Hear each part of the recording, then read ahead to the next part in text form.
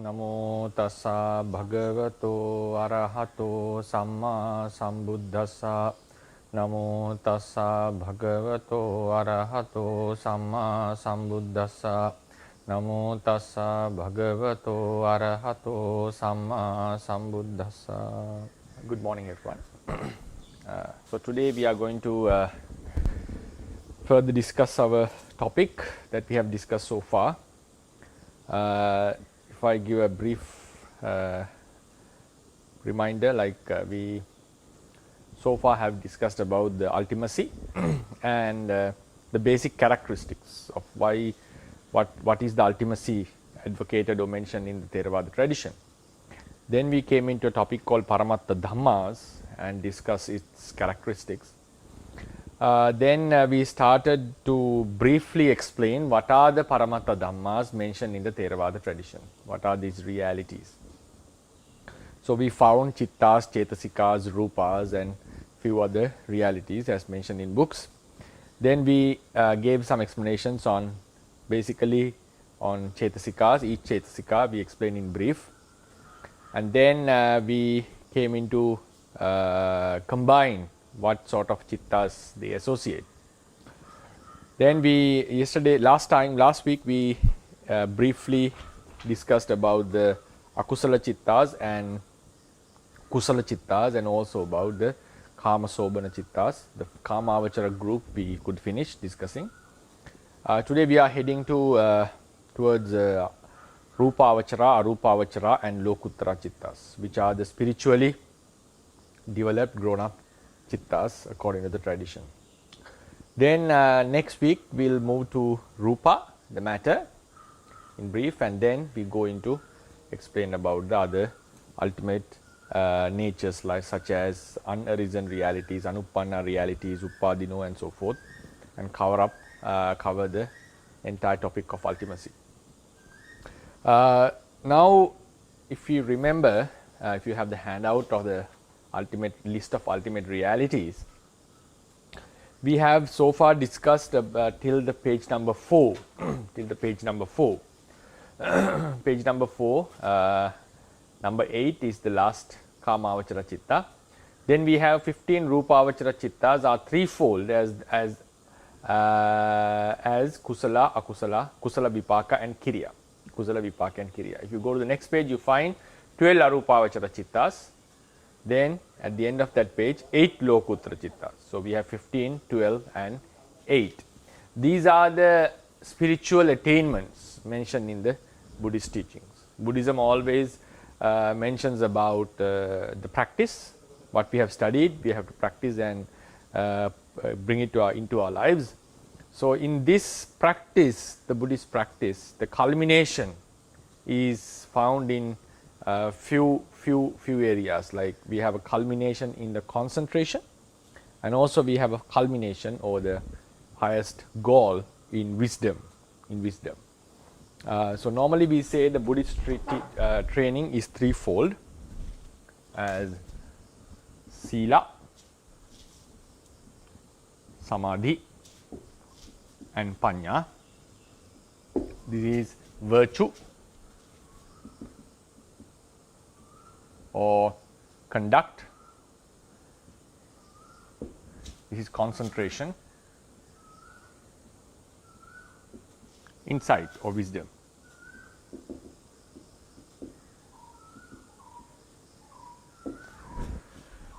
So when we come into the sila, the highest or foremost sila is mentioned as ordaining and practicing as a monk, because we have lots of number of silas to live our conduct. Like to make our conduct. Then we have samadhi, the concentration. We focus on a certain object and doesn't let the mind to get distracted. The insight or the wisdom is the understanding about the life and the world. So in these, normally we discuss about the samadhi, the culmination. The highest point of culmination of samadhi is enjit abhinya. Enjit abhinya. Abhinya means supernatural powers,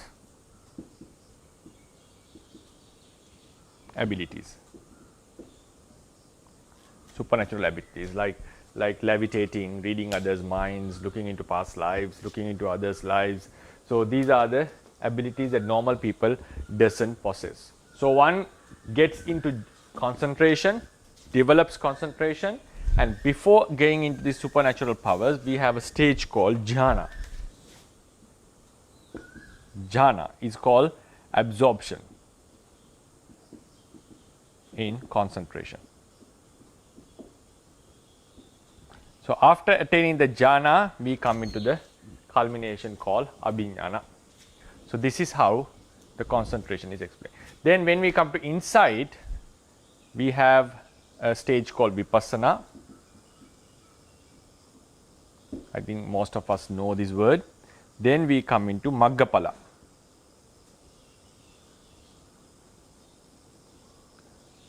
Supramundane, path and fruition.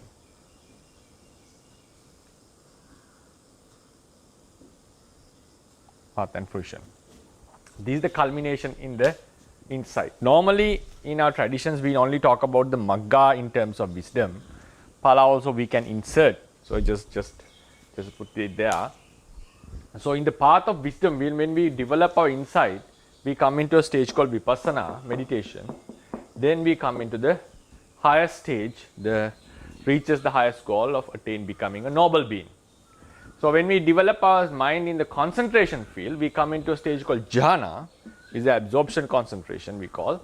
Then by developing or mastering over this concentration, you come into a very special type of abilities which are called abhiññāna, by which we may be able to do, people may be able to do things that normal ordinary people are unable.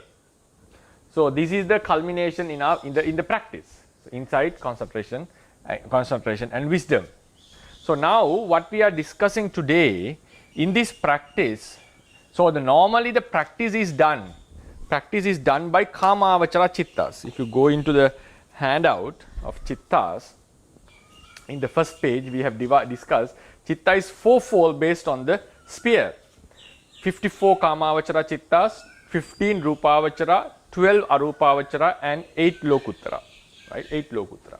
So when during the practice, during the initial stages, these are the attainments. Before the attainments, this is also an attainment considered, and this is also considered as attainment when we come into vipassana wisdom. So before we come into the attainment, these modes, now I will just erase the sila part, the virtue. During this part is practice. The chittas which arise are kamavachara. It means they are not the akusala chittas, not the unwholesome minds, but the wholesome minds belonging to the sensual sphere. But we have already discussed last week. At the end of the lecture, we discussed about 24 chittas. Like this is what we discussed last time. 12 akusala, 18 ahetuka, 12 were unwholesome, 18 were rootless, like eye consciousness and so forth. 24 was divided into 3 groups: kusala, vipaka, resultant, and functional. Wholesome, functional, and resultant. Wholesome, resultant, and functional. So normally when someone practices, what he get is these kusala chittas, 8 kusala chittas out of the 24. And they still belong to the kamavachara realm. They are not very, we don't normally call them high attainments. So while someone practices, he gets the kamavachara chittas.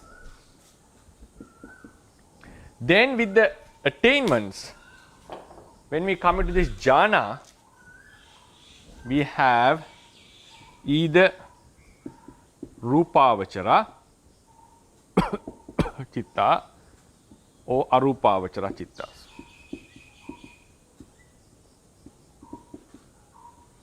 Rupa and arupa. If you look into the handout, we have 54 kamavachara, 15 rupavachara and 12 arupavachara. 12 arupavachara, right? And then when we come into the supernatural powers, that is a very special type of an ability. Normally we say that chitta is classified under rupavachara.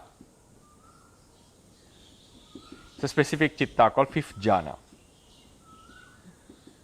we'll discuss about this. It's just why this is not the arupavachara chittas, that is a matter of naming the chitta and its object and so forth. So we don't need to worry about that. So normally the attainments are not kamavachara, they are rupavachara or arupavachara. It means they have gone beyond the sensual realm. So the mind transcends the sensual realm. So that's what we want to keep in mind. So in the process of concentration, one attains these absorptions in concentration. You transcend the kamavachara realm, sensual realm, and comes into a higher mind state in terms of the practice. So then when we come into the insight path, the wisdom, the same thing happens. During the initial stages, we get the kamavachara chittas. And also from vipassana, though vipassana is considered as an attainment, a sort of wisdom, from vipassana and further we go into the higher stages, still we have the kamavachara chittas.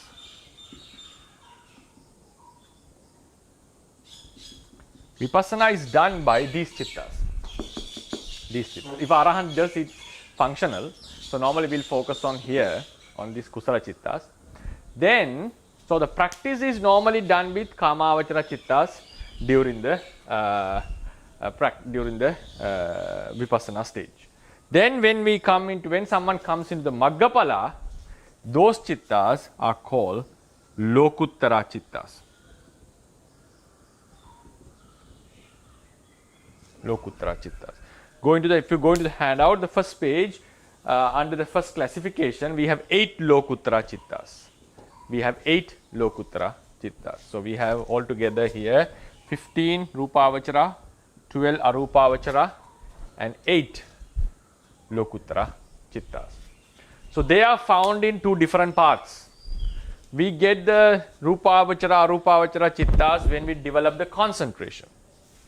We get the lokuttara chittas in the path we develop the wisdom. That is called the path of insight. Therefore, what we should keep in mind, both are considered attainments, spiritual attainments in terms of Buddhist teachings, but they are found in 2 different paths, 2 different practices. The practice of concentration and the practice of wisdom. Aren't they mutually supporting each other? They do. They do support each other. For instance, someone practices concentration, and that practice or the development in his mind, the culturing of his mind would surely enhance or supports this insight practice. So that's why Buddha mentions the jhana is very useful, or sometimes supportive, becomes a base for one's insight practice. It doesn't mean that you always need jhana to go into the vipassana practice. You can do directly. So, but even if someone possesses a jhana, that will be a great assistance for his path. Then someone practices vipassana, that wisdom. With that wisdom, you subdue certain defilements, and the mind becomes purified. That purification ability or the wisdom is greatly supportive when he practices the concentration. So they are supportive mutually, they have a mutual support in terms of the practice, but what we have to keep in mind is they are 2 different paths. So normally we call this samatha and this as vipassana, the practice. But we have to keep in mind, wisdom is not only associated with vipassana. It is its scale, its range is so wide. But normally, when we come into the spiritual practice, we confine it into vipassana. So, because when Venerable Buddhaghosa started his Visuddhi Magga, he mentioned the scope of panya, the scope of wisdom, is so vast that if we keep going to explain all the verities, all the possibilities of wisdom, the book would go away or go astray from the intended goal. So therefore, normally in our discussions we talk about vipassana practice in terms of this lecture, but we have to keep in mind Panya scope is not only confined to the vipassana, it can be found in the mundane activities as well, very much found.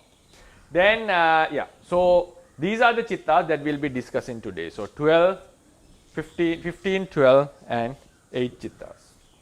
So if you go into the handout again, page number 4, we have 15 Rupavachara chittas, which are threefold as Kusala, Vipaka and Kiriya. Kusala, Vipaka and Kiriya. So if we erase these notes so far given, we find 15, may take few minutes, few seconds to erase, I think.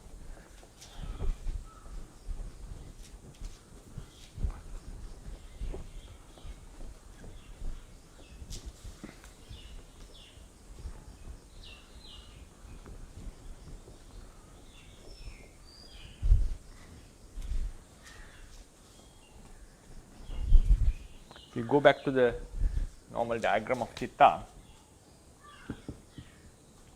we have Kama Vachara,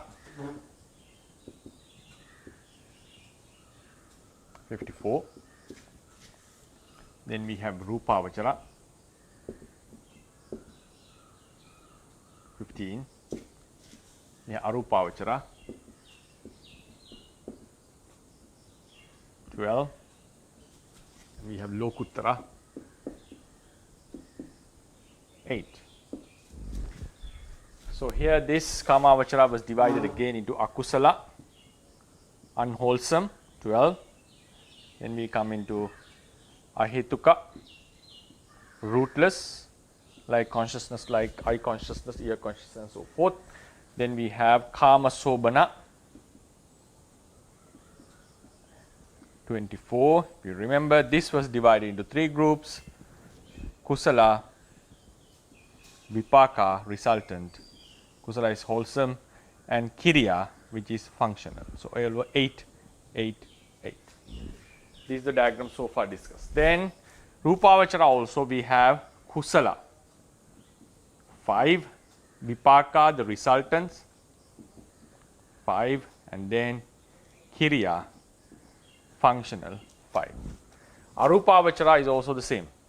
The division is same. Kusala, 4. Vipaka, because it's 12. Vipaka is 4, and Kiriya, the functional, is 4. Then we come into Lokuttara. We see 2 categories. Kusala, we call it 4 Magga. Another name for that is Magga, the path. Then Vipaka, we call it the Phala. It's also 4. So this is the ordinary sphere. This is the spiritual sphere. The ordinary sphere is also have some spiritual involvement when we practice for the spiritual attainments, but mostly they are found in the mundane activities. Then these jittas are spiritual attainments according to the tradition. So there are very specific chittas. So someone practices samatha concentration, like practices the tranquility meditation.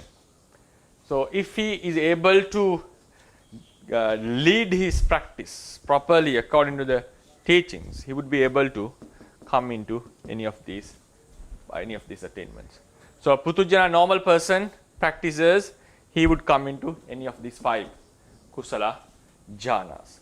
Then someone possessing a kusala jhana, possessing, not losing it. Not losing it means he being a person who is capable in attaining the jhana when he likes. With that ability, if someone with that ability dies, normally he is born in the Brahma realm, which is a life higher than the normal deities, devas.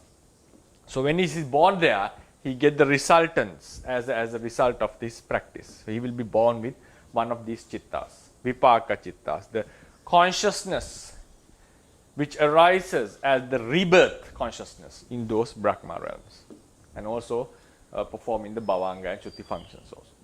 A normal arahant, a attaining this same spiritual attainment would get the Kiriya Chittas. So these are the normal, ordinary Putujjana beings and the lower nobles, lower Sotapanna, Sakadagami and Anagamis, attaining these jhanas, they would get the Kusala Chittas. Arahant would attain, they would get Kiriya Chittas. Non-Arahant, having gained this jhana, if he is born in the Brahma realm, he would get Vipaka Chittas. So this is how we normally explain it. Then there is in the path of concentration, samatha meditation, after coming into this jhana, Rupavachara jhana, which is associated with a rupa. Rupa means matter normally. Someone understands that this would bring a life in the Brahma realm, but still those Brahmas, those special deities would possess certain material, like they will have a certain kind of a body, which is also a suffering. So what they desire is to get rid of that suffering of the body, the handling of the body. So they develop another type of a concentration, and then they comes into a higher jhana, which is called Arupavachara jhanas. It is more higher and more blissful than this concentration. So in that process, they would attain a certain consciousness, which is called Kusala Chittas, by certain like the Putujjanas, and if a lower noble practices. If Arahant does the same practice, he would attain the Kiriya Chittas. These are the culminations of the practice. You practice and you hit on the final spot. So there, at that moment, you get these types of Chittas. Then if someone dies having these Chittas, possessing any of these Chittas, if someone dies, he is born in the Arupavachara realm, a Brahma realm without the form, So that tribe is in that life, he would get certain Vipaka Chittas. Then we come into this is the practice done in the Samatha meditation. Someone practices Vipassana meditation, sees the truth of the world, sees the truth of the life. After gaining Vipassana wisdoms,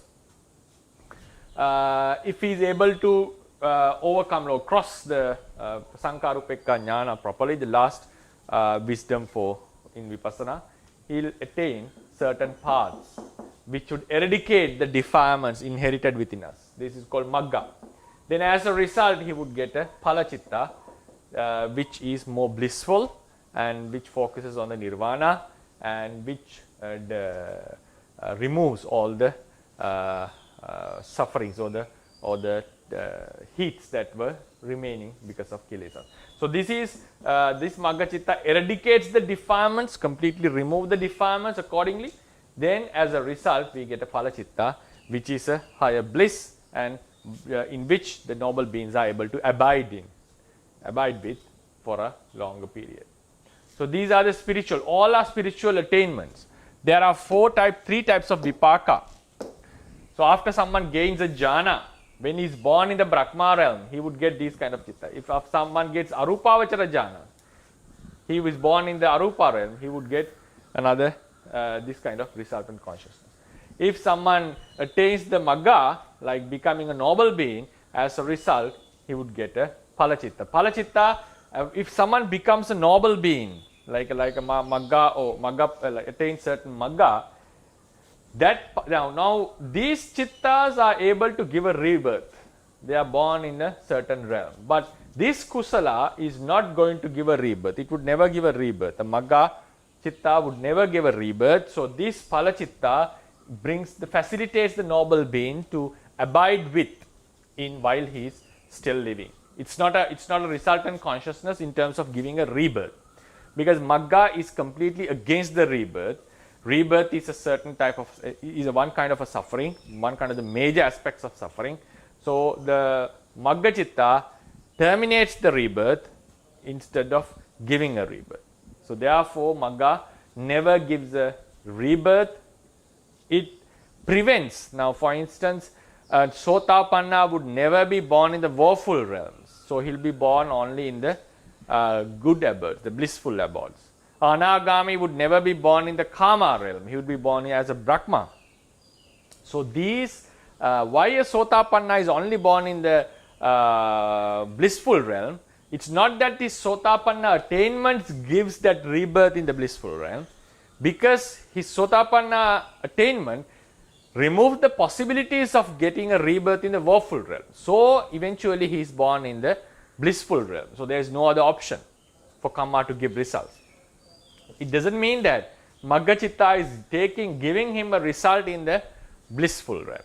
So Anagami has no possibility of being born in the Kama realm. So he is born in the Brahma realm. So what the Magga has done is it has eradicated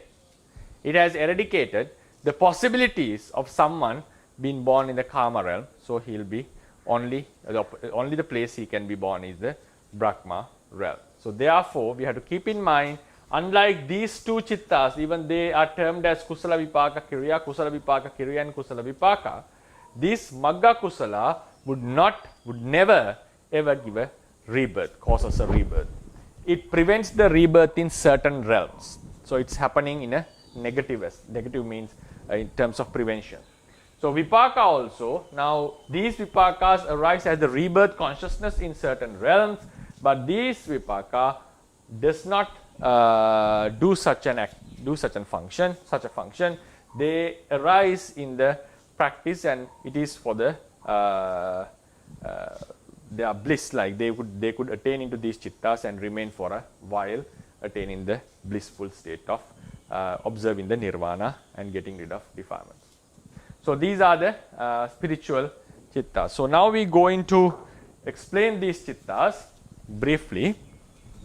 These Rupavachara and Arupavachara chittas. Rupa and Arupavachara chittas.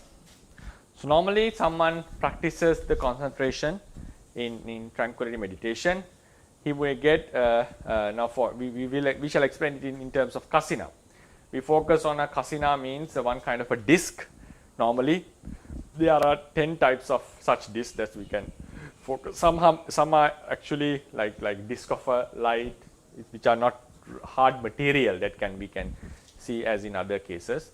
In some cases we even take aggregates of air, like a group, like a part of air as our concentration, object of our concentration. So now for someone focus on a kasina, we think about a blue disc, which is called kasina, Neela kasina. Someone focuses on this, keeps on focusing. Then at a certain level, in the beginning, he focuses and then tries to closes his eyes and tries to see whether he can visualize this object. Then at a certain level, he will be able to see it with a closed eye. This is the material disc. This is visualized disc.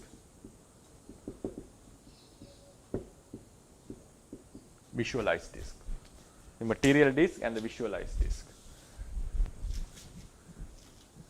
Then he still needs to focus, concentrate further, focusing on the disc. After you can visualize the disc, it is not necessary that you sit in front of the disc and focus any further in this material thing. You can just abandon the material disc and someone can just go into his quarters and start meditating without any disc. Then he keeps on focusing on this. There comes the visualized disc become more purified, and we can call it clear visualized.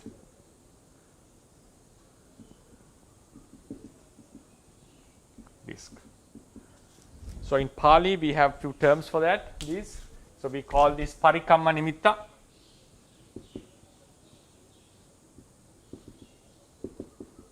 Visualized disc, material disc. Then for the visualized we call it uggaha nimitta.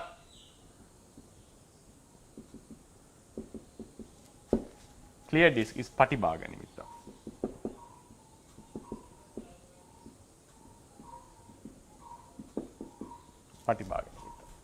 So one just focuses on with his mind, with his normal Kamavachara Kusala consciousness, he focuses on this, and then at a certain level he attains to this, his mind is able to see the visualize this.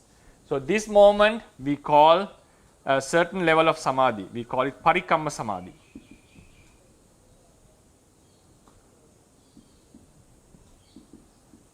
Preliminary concentration.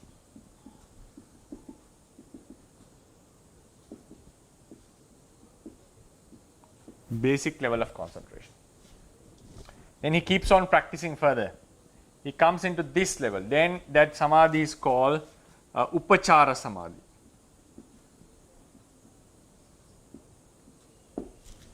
The concentration higher, he is able to see this, visualize this more clearly. So at that level, we may call it, we may normally translate it as the we call it not access jhana, yeah, access concentration. Access concentration. So these are preliminary, these access. So he is about to attain the absorption, but still not. So up to here, we normally get the Kamavachara Chittas. Then if he keeps on practicing on this upachara, now first he focused on the material disc, he focuses on it and then closes his eyes and tries to visualize it. Then if he does the practice properly, at a certain level he will be able to visualize the disc. Then he does not need to focus on the material disc anymore. At that level the concentration has already developed to a certain level, we call it the preliminary concentration. Then he keeps on further contemplating on this visualized disc. The disc becomes much clearer, and that level of concentration is another stage. We call it the access concentration or the Upachara Samadhi.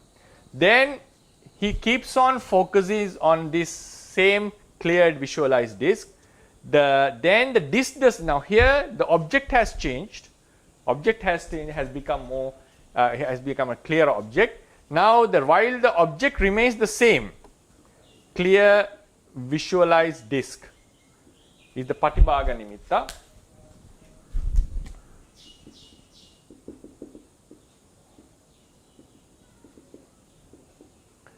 The concentration develops.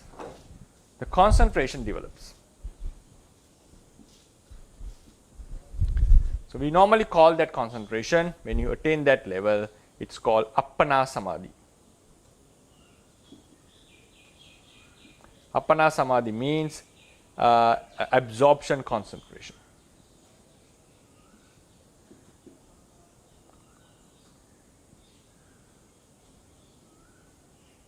Absorption concentration. So now in this practice, till this moment, from beginning till this moment, we get Kamavachara Chittas in our practice.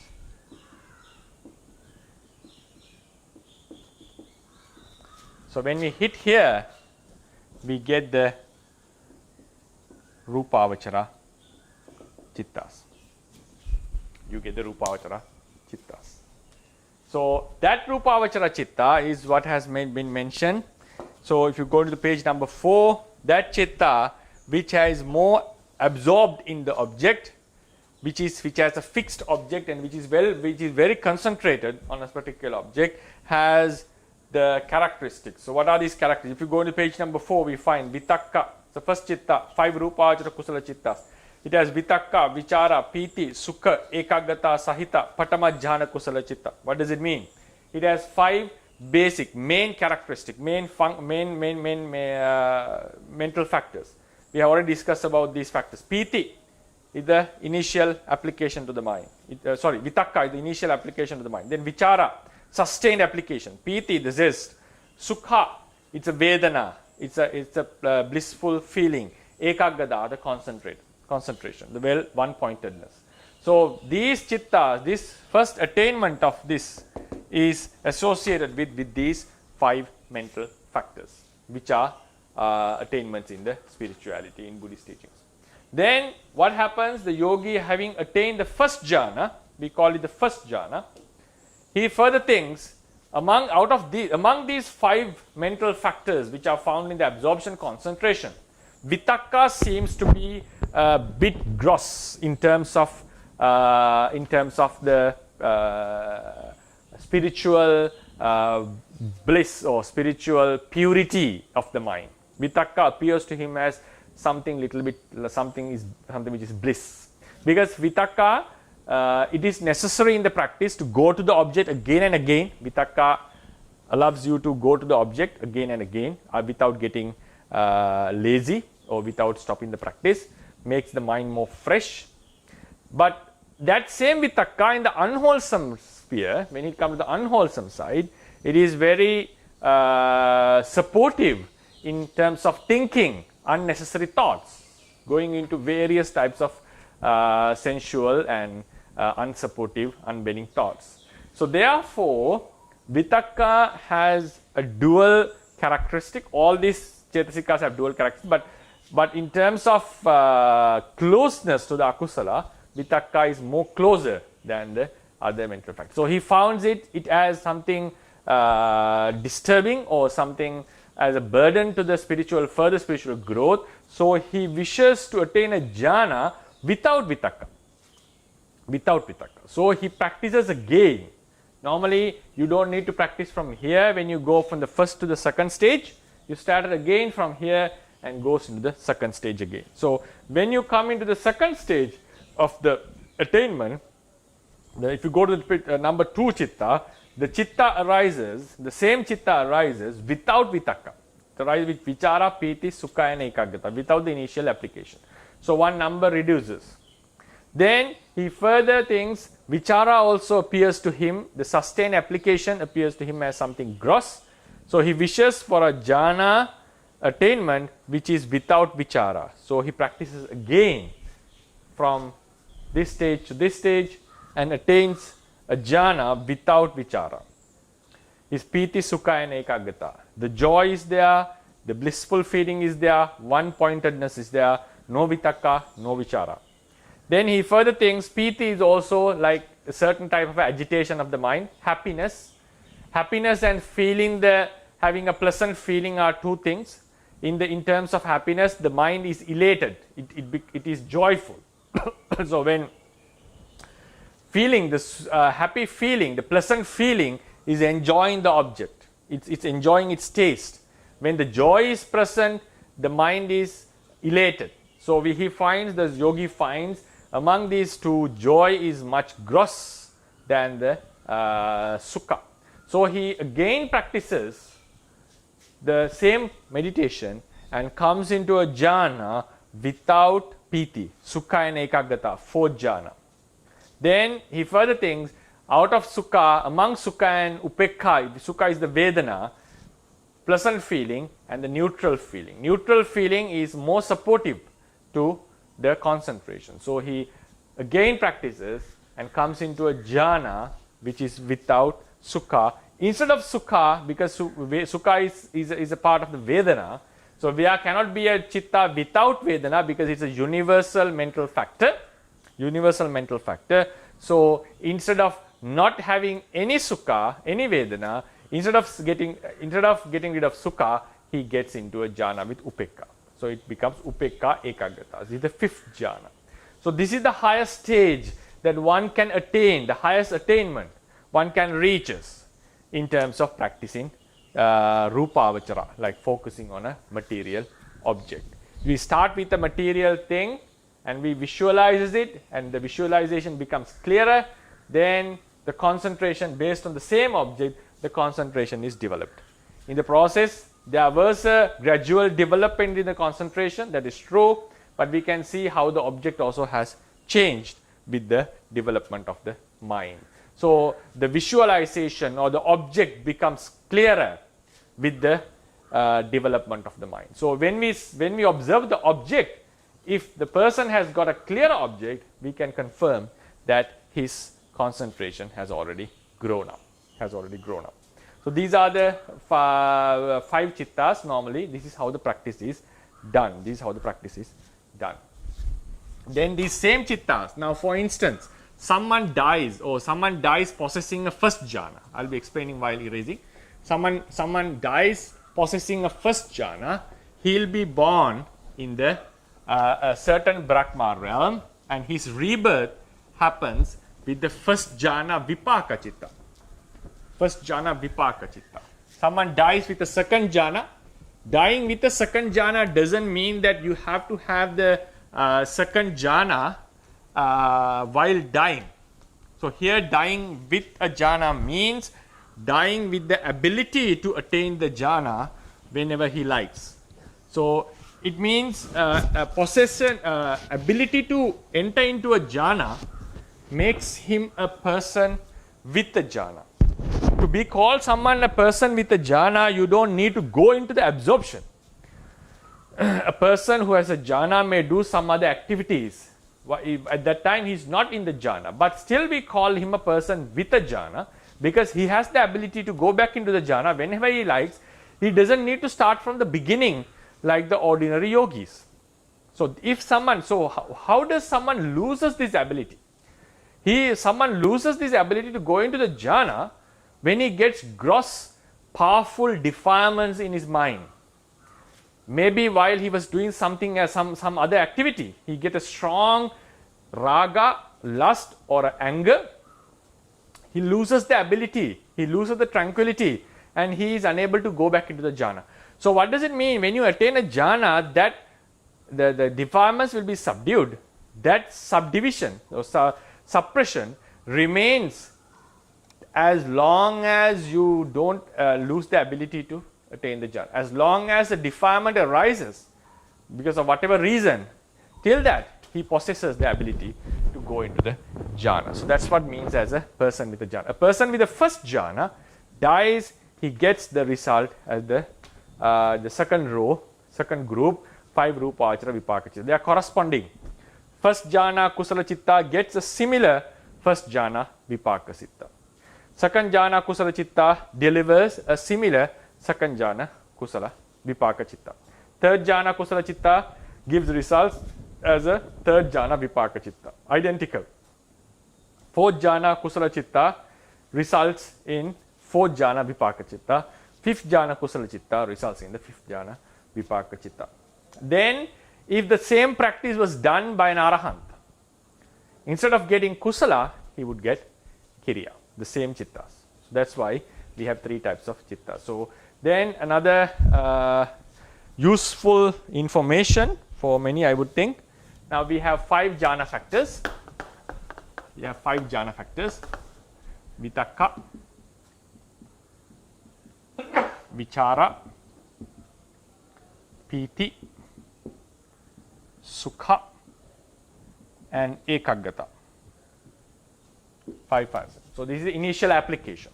Initial application, though it appears a bit grosser when he wants to go into the second jhana, but from 0 to the first jhana, this is very useful. All these factors are utterly useful. But when you go into go into further into higher stages, even those useful factors may appear as disturbances. So it means for the initial practice from 0 to the first jhana, they were the real supporters that had to be developed, and they were destroying or suppressing the opposing defilements. But when he comes to a certain stage and wants to further his spiritual progress, some of these factors may appear as disturbing. Only the ekaggata would not be a disturbing factor. All the others would become disturbing when you go from first to second, second to third, and so forth. So then in the initial practice, when someone now attaining jhana means getting rid of the 5 defilements, 5 hindrances, 5 types of hindrances. So when someone has the vitakka, the 5 hindrances are kama, chanda, the sensual desire, vyapada, the anger or disliking in the practice. Then we have laziness, tina midda, and restlessness and the remorse, uddacha kukucha, and vichikicha is the skeptical doubt. So vitakka, out of these 5, vitakka is against tina midda, laziness. Tina midda. Because the initial application takes our mind again and again to the object, so our mind loses this retarded nature. It becomes active. Vichara, since it observes the object closely, it gets the person gets rid of vichikiccha. Vichikiccha here doesn't mean the doubts regarding what the Buddhist aspect, Buddhist teachings.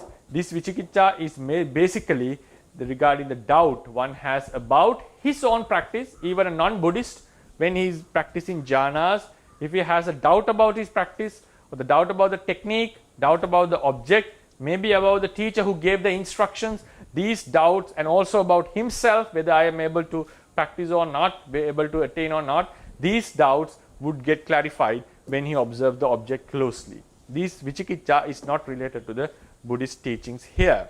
Then piti, when someone has piti, he gets of uddacca kukkucca.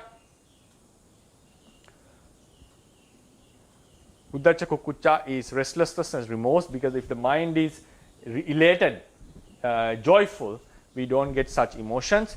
Sukha, sorry, I made a mistake.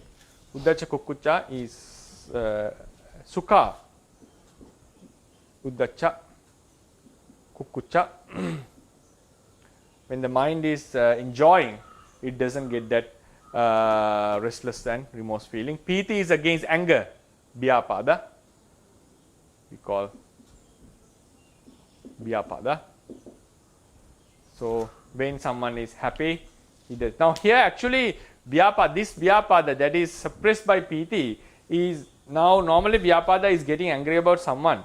Here the mainly one gets rid of the dislike towards the practice. Disliking, anger can appear, the main function of anger is doesn't like in the object. So but when we come into the spiritual practice, one of the greatest obstacles are the boredom in the practice. We feel like lazy or retarded to initiate the practice or continue in the practice.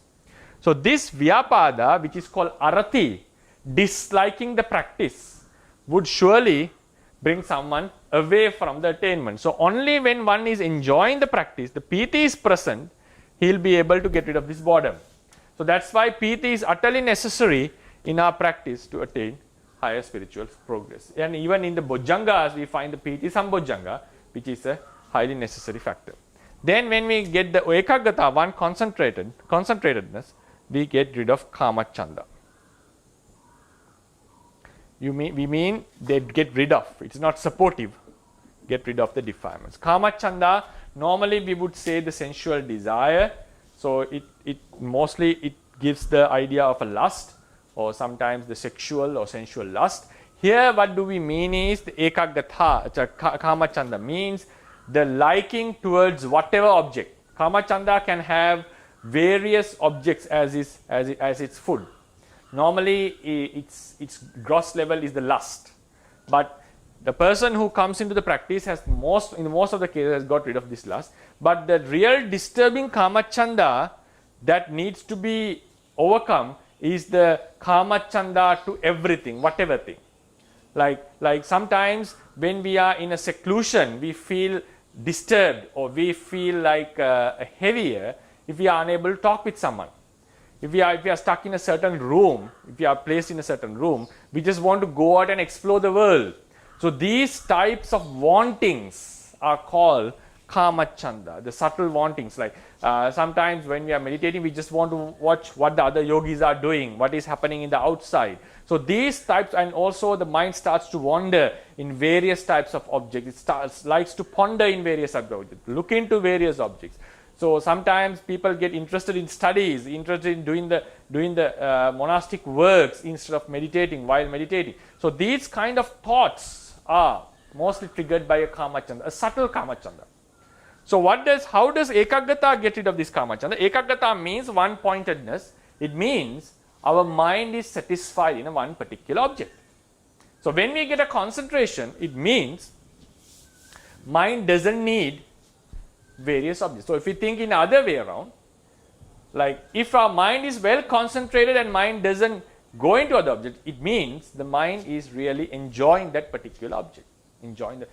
So someone can ask, isn't that sometimes the remorse doesn't it disturb us? Like we keep on pondering on it, but that kind of fixedness of the object is something different, because it's not fixed on a one particular object like a concentration. We keeps on thinking about the story again and again. What has happened, I would have not done this, and so forth. But here, ekagata means you are fixed on an object and it doesn't change the object, the mind doesn't change the object. In a one aspect, it's looking into the one aspect of the object and it's fixed. So this fixedness comes because our wantings to go into various objects has been cut off. That wanting was brought by Kamachanda. So therefore, the subtle Kamachanda which drags us to various objects is overcome by ekagata. So that's why all these 5 factors are necessary. The piti specifically get rid of boredom, and ekagata get rid of this subtle Kamachanda which disturbs our practice, due to which we keep on pondering about various objects. So then we go into another type of chittas. After someone attained these 5 rupavachara jhanas, he may consider that these jhanas are close to the rupa because they were attained focusing on a certain rupa and a sign of a rupa. Visualize sign. It's better to say the word sign, visualize sign and clear a sign.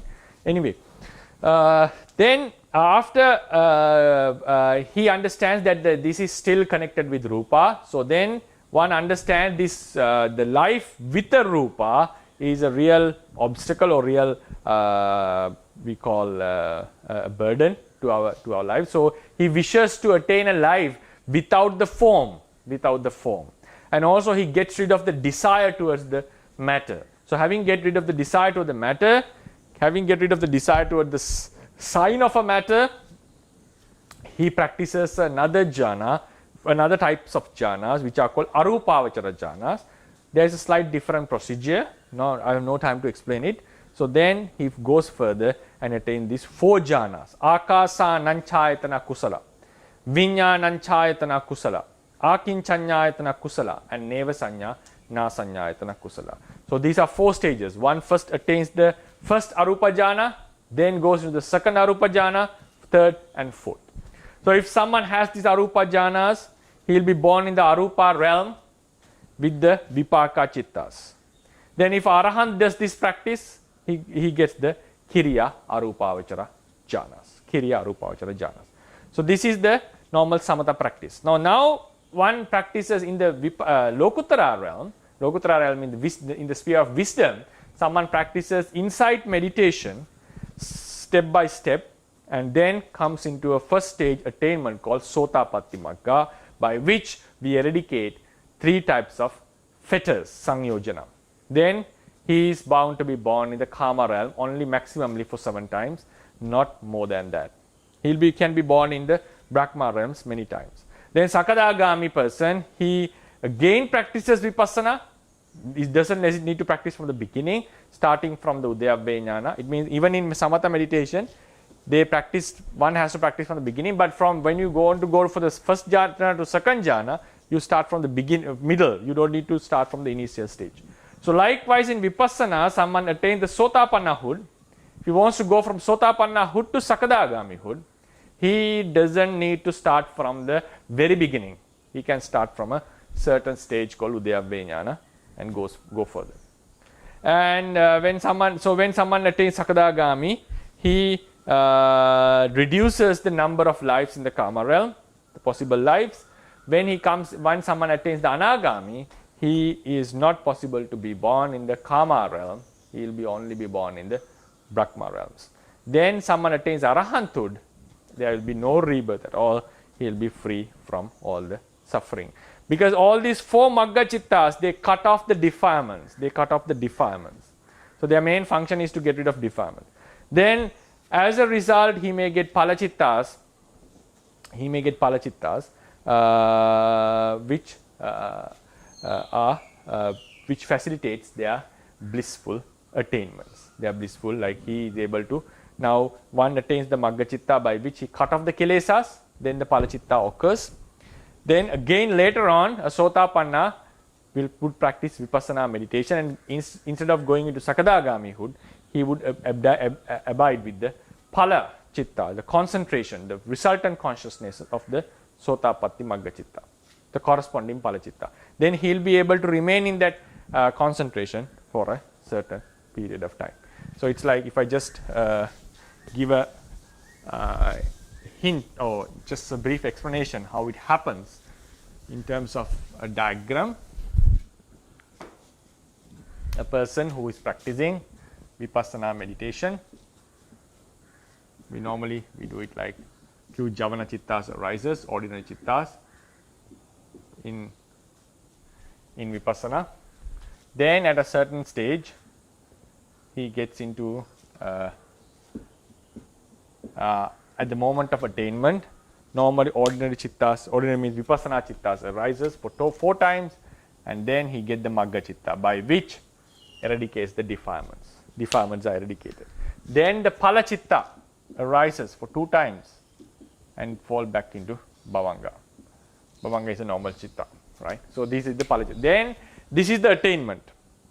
Then later on, a noble being practices, instead of going into the higher magga, so if this we call the sotapatti magga, number one phala chitta, he practices again vipassana, and after the vipassana concentration, instead of going into higher paths, he may go into phala chitta for many times.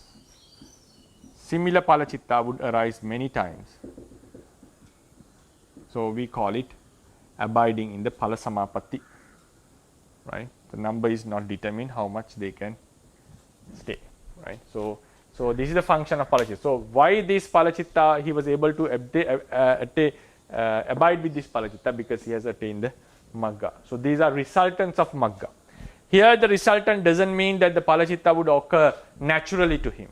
This resultant has to be gained with certain practice. So he has to practice, and sometimes the noble beings are unable to go into this phala samapatti if their faculties are not very sharp. So they would practice again and come into this attainment. Right. So these are the phala chittas. So I think we have given a brief explanation on these jhana chittas. Only the arupavachara chittas were not able to explain in detail. So we have discussed there were 15 rupavachara chittas, 12 arupavachara chittas, and 8 lokuttara chittas.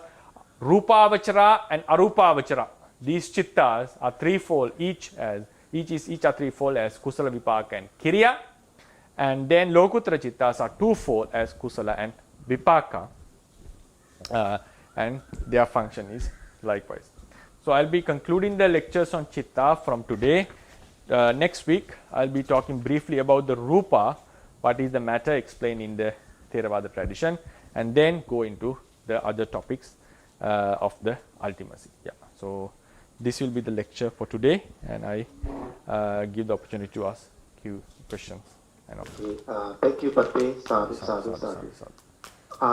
Yes, so hi everyone. So if you have any questions, you can raise your hand or you can put your question in the chat box.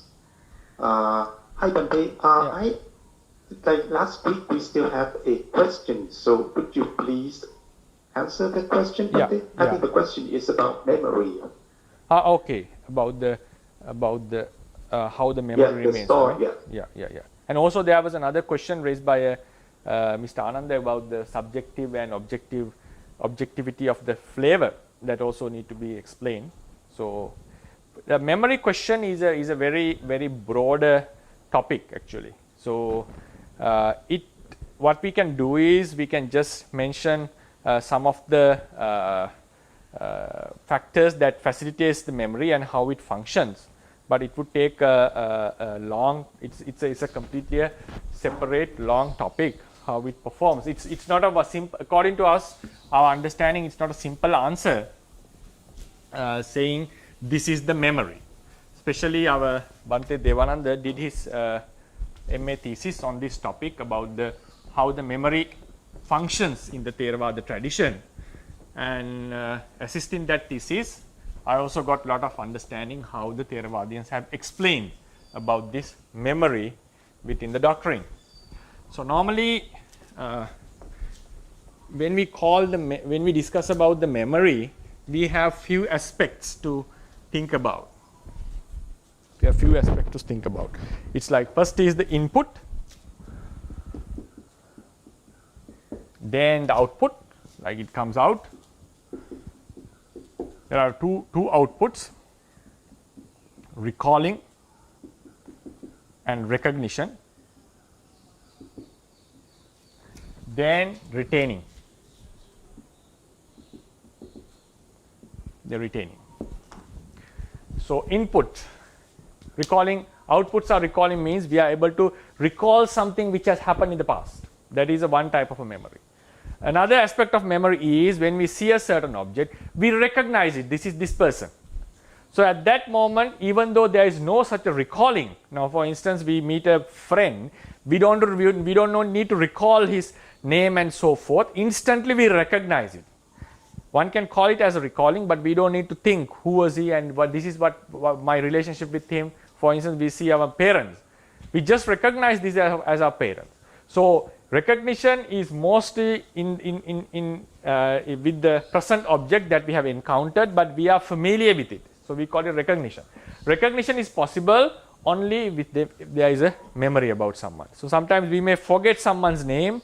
At that time, we need to recall all the past to bring back his name. So that's why the output was twofold as recalling and recognition. Then input, the putting the information. So when we get the information into our mind, so there are few mental factors, mental things that are necessary. Sanya is a one factor. Sanya is one factor because the each and every object has its unique, one of a unique feature which enables us to distinguish it from others. So when the consciousness focuses on an object, the sanya becomes sensitive to this uniqueness.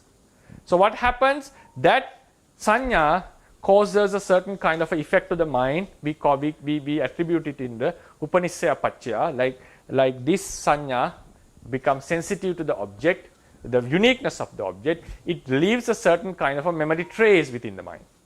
So that we attribute into the Paccaya. So that we have to discuss with the retaining thing. So the sanya recognizes the object. In the first, recognize means notes the object we call.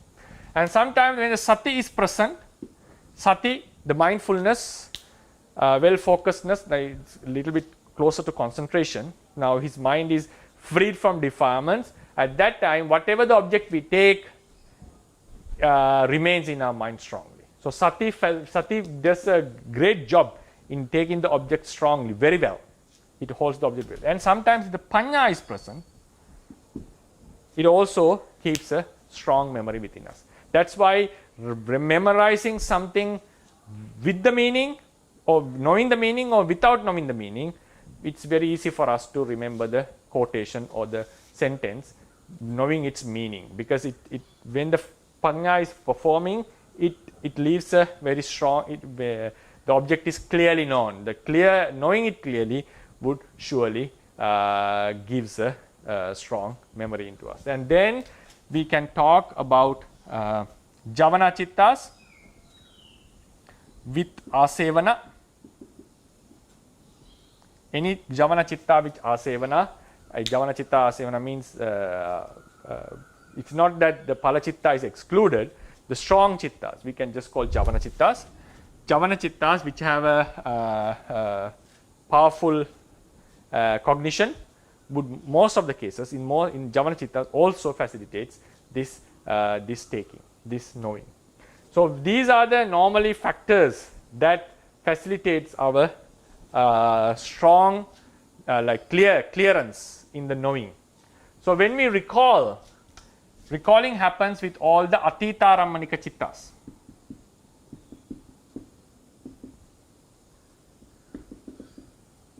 In the Dhamma Sangani we have atita rammanika.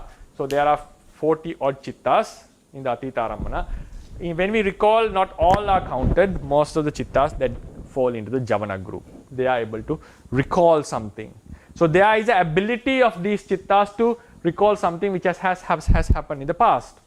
And these chittas, these mental states, when they take the object, their Upanishaya, the Pakatu Upanishaya, keeps a certain kind of effect is kept in the mind that facilitates later chittas to recall it back.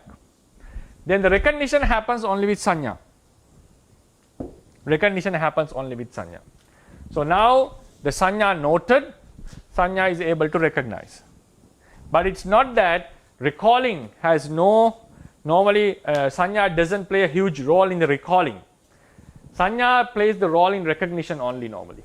It is true that the sanya is found in all these chittas, but the collective function of mentalities is what is found, and also their ability to recall, which is a fundamental attribute of the chitta, is what facilitates in the recalling. Recognition happens because sanya, the ability of sanya is to note, and then what happens again, the same object is now the chitta focuses on the object, sanya becomes sensitive to its uniqueness. Chitta focuses on object, sanya become uniqueness, vedana flavor, become sensitive to the flavor, right? So this unique sanya focuses or becomes sensitive to this uniqueness. So what happens? It leaves a certain kind of imprint in our mind stream. We call it, we attribute it to the Upanishaya Paccaya force. Then what happens? This sanya, again another sanya at a later stage, focuses on a similar object. What happens? This sanya becomes familiar. Why that familiarity comes? Because of this previous sanya has recognized, has noted this uniqueness. So what happens is the mind feels sort of a familiarity. In the second, when the second sanya arises, like chitta and sanya arises, the object and the uniqueness. So this unique, now the similar unique, not the same, the similar. When the similar uniqueness is felt to this consciousness, to the sanya, we feel like it's familiar. So that's why even in the eye consciousness that sanya is still found. So it becomes evident now when we recall and when recognize this is his name and this is so forth and so forth. That happens with number of VTs.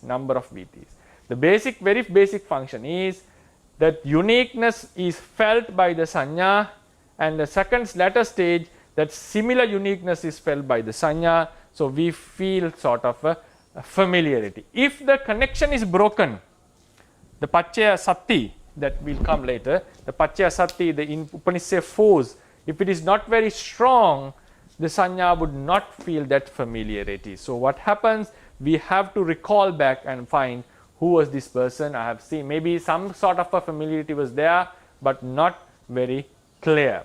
So that is how the sanya connects with them. So what is the connection? What facilitates this connection?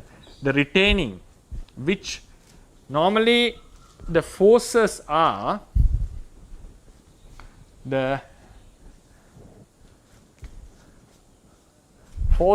given, retaining when the mind consciousness goes as a stream. So if certain input was made here and the output was here, so within this period how it remains from consciousness to consciousness, each and every consciousness. So normally we say there are few causal paccaya forces. We put it in the Upanishaya, Pakatu Upanishaya.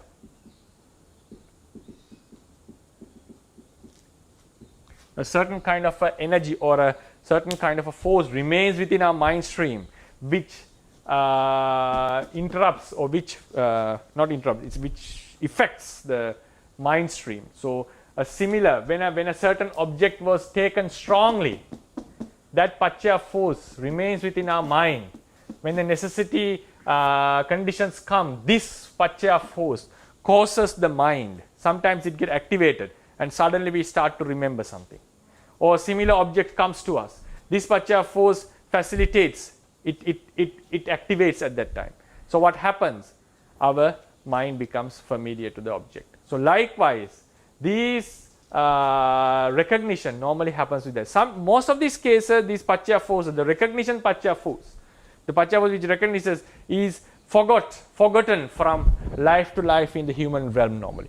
But in some cases, rare cases, the recognition could happen. That's why some people recall about their past lives and also able to tell this. So then why this connection was made, this Paccaya force was able to call into this. It is not that the memory was stored in somewhere. It's not that the memory was stored there. So there was because it was taken, the object was strongly taken, a certain kind of a Paccaya force remained, and this causes that the new mind to take a similar object. So when we recall something, it's not that the object was retained in the mind stream. A certain kind of a force, certain kind of habitual like a Paccaya force causes the mind, affects the mind. So the mind is able to take that object. That mind becomes connected with that object. It's not that the object was stuck here and it came into the mind. It's not what happens here. A force remains and causes the mind. So the mind becomes connected with such an object. Mind goes to such an object. That is what is happening according to the Buddhist teaching. It's not that the information was retaining within our mind stream. Only certain Paccaya forces, such forces means, the abilities to affect the mind remains in our mind. Why they were implanted? Because of these minds, these mental states, which has that ability to leave such a trace. So that force causes the mind, then the mind takes that similar object at that moment. It's not that the mind is digging the object from the mind stream and knowing it. So that's the difference in some explanations about memory from Theravada perspective to some other modern schools. So then, why this Pakatupanisya force could affect some latter mind consciousness after this? The reason is, even though there is one mind moment at a time, each and every mind moment is connected with the previous consciousness. There is a connection. The force, the mind is connected with its momentum, something like. So that is called Anantara Upanisya.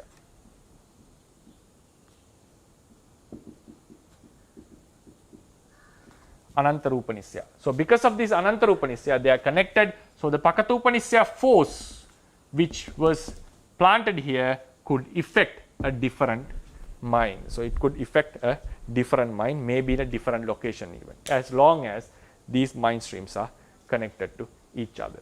Then what happens finally, while for this retaining, according to Sangarava Sutta, as the Buddha has mentioned, one Brahmin claimed that he is unable to recall these incidences. So these Paccaya forces affecting the mind, if it has certain conditions, if the mind is fully occupied by disturbing defilements, these Paccaya forces may not function properly, will not function properly. So therefore, he is unable to recall them again and again. So then what happens? Someone getting rid of the defilements, coming into the absorption, he is able to. Then another very important aspect is, now these Paccaya forces do have an effect to our mind, and the next thing is the subjective experience.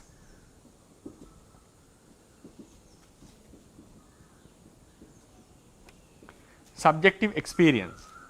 Now this Paccaya force, what it is, it causes the recognition, it facilitates the recognition and also the remembering of certain incidences, But when we want to go into the past, like when we want to recall one by one, it is not necessary, such a Paccaya force is not necessary for us. So this Paccaya force is necessary when we want to recognize, for recognition, and also to remember or recall something suddenly. But when we are looking into the Pubbe Nivasa, looking into the past lives, what the yogi does, if he attains from here, he recalls step by step, one by one. For that, a Paccaya Sati is not necessary. So what he is doing is a subjective experience, knowing the object, Chitta knowing an object, that experience of knowing, can be recalled by latter Chittas. Why? These Chittas are connected to each other. So in the Pubbe Nivasa, what they are doing is they recall these subjective experiences one by one, more the concentration, more the wisdom is, more you can recall into the past. Then that will be able to recall from this life to next life, all the incidences which occurred in the life are able to be recalled. So when we come into that option, it is not necessary these Paccaya forces. It's like anything that was hidden, that was covered, all can be known with the Pubbe Nivasa Jnana. That is a different functioning, because the chittas are connected to each other, and chitta have a subjective experience which is unique, which is very personal to each other. That consciousness is able to recall those incidences, what happened in the mind again and again. So that is because of the subjective experience we are able to recall. So it's a broader topic. These are the few highlights that I would like to share. So the sanya to sanya, and also remembering a certain name or coming it up without going back from one incident to another, that happens normally with the Paccaya forces, Pakatupanisya Paccaya. And the recalling is normally ability of the mind to go into the subjective experience that we had in the past. And that all retains because of these Paccaya forces, and keeping a very undistracted mind is also really helpful in this regard. Okay, I have a question related to this lecture today. Okay. So because you said that when a person dies with jhana, he's going to be reborn in a Brahma world, I mean, corresponding Brahma world. Yeah. So what it means is that the person dies with the ability to enter into jhana anytime he wants. It means right? Yeah. Yeah, right. So the question is, if he is not able to enter into that jhana, which means the ability is no longer there, then he's not going to be reborn in the Brahma world. So the question is then, when he attained the jhana for the first time in the Appanaviti jhana, then that jhana arose there. Then because he's not going to be reborn in the Brahma world because he loses that ability, then what kind of Dhamma is that jhana in the Appana jhana? Because it's no longer Upapacca Vedaniya Kamma anymore. So is it going to become Ahosi Kamma or Aprapriya Vedaniya? It is Ahosi in terms of Janaka Vipaka, and also all other Vipakas, it is considered as Ahosi Kamma. It's already destructed by its ability is removed by the defilement. So it becomes Ahosi Kamma, we call it. So it becomes Ahosi Kamma. Yeah. So and then from my understanding is that so he attained the jhana in the Appanaviti jhana, and then he keep practicing it. That means he keep entering into the jhana samapatti and so on, and he keep the abilities. And then the javana in the samapatti viti is known as the Garuka Kamma. So the question now is, which javana give the result? Is it the javana in the Appanaviti jhana or the javanas in the samapatti jhana? That give the results. That is not specifically mentioned. It seems like the stronger chitta would give the result. It seems like that, but it is not necessarily. Even the first VT can also be a resultant, but it is not specifically mentioned whether it's the first chitta or the samapatti chittas would give the rebirth. Any chitta could be. It's not specifically mentioned. So even if, for instance, he attains the jhana for the first time and goes into the Paccavekkanas and he suddenly dies and he is unable to attain the samapatti again, still he'll be born in the Brahma realm with that only one consciousness which arose within him. So those in Paramattadipani they mention, even someone has not mastered, just immediately attaining that chitta is also able to give a rebirth. Okay, but so if that's the case, then let's see. So he has a lot of javana chittas there. Then one of them is going to be the Apapaccha Vedaniya. Upapajja Vedana. Yeah, and so the rest is going to become the Apapapriya Vedaniya. No, they are going to be ahosi. So all of them will be ahosi. Yeah, yeah. Okay. All of them will be ahosi. Because that you. one chitta will give patisandhi, bhavanga and chuti in the entire Brahma life. I see. Okay, thank you, Bhante. So yeah, the next question is, so the question is, when you said clear visualization, do you mean the kasina becomes crystal clear or clear as the clear vision? It's like the kasina becomes very clear. Kasina becomes very clear. In the normal disc visualization, whatever normally when you make a disc, material disc, there can be some defects in that disc, right? Like we are not able to make it perfectly. So most of these defects can be found in the visualized disc. So when we come to the clear visualization, the idea of a blue disc, we are not the clear visualization is not an identical disc with what we have been focusing.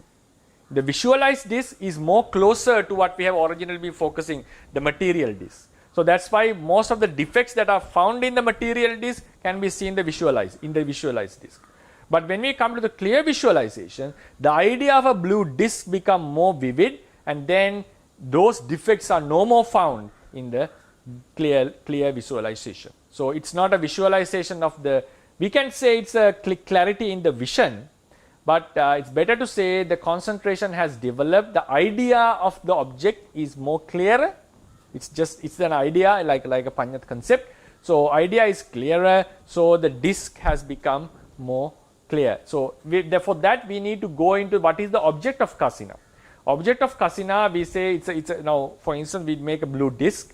That disc, hard material disc itself is not the object of kasina jhana actually. It's the idea of a blue disc.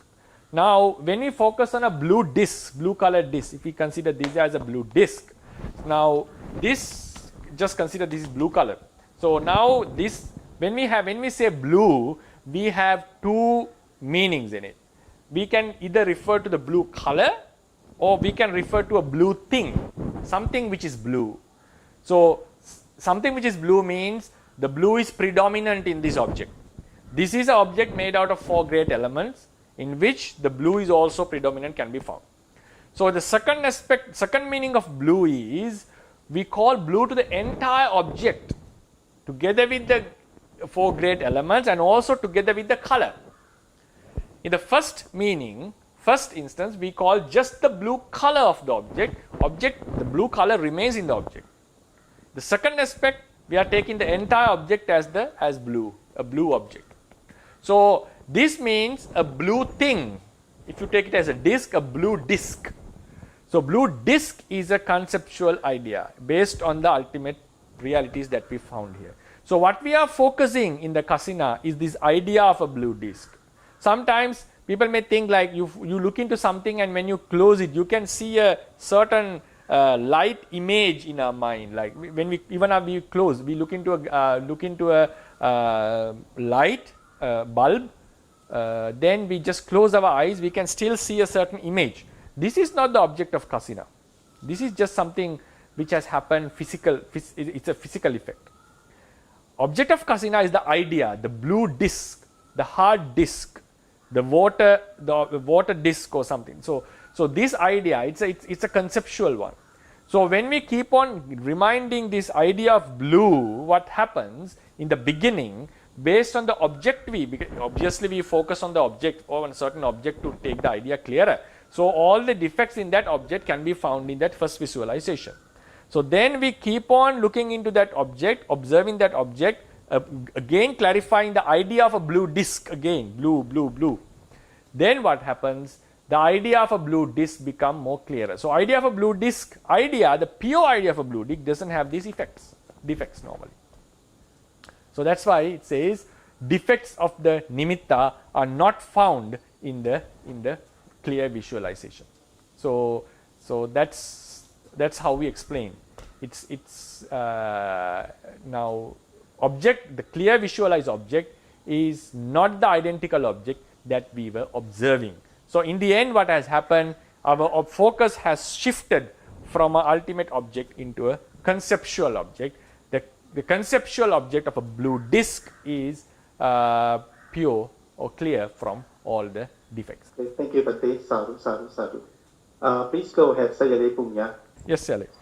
Good morning, Bhante. Okay, morning. So I have two questions. One question is regarding it sounds like a memory part. Oh, okay. So sometimes in our daily life, we met someone, or if we encounter some incidents, so we suddenly remember, oh, that was happening in our dream. We had to see her or someone in the dream, but during dream we have only Bhavanga Jeta, right?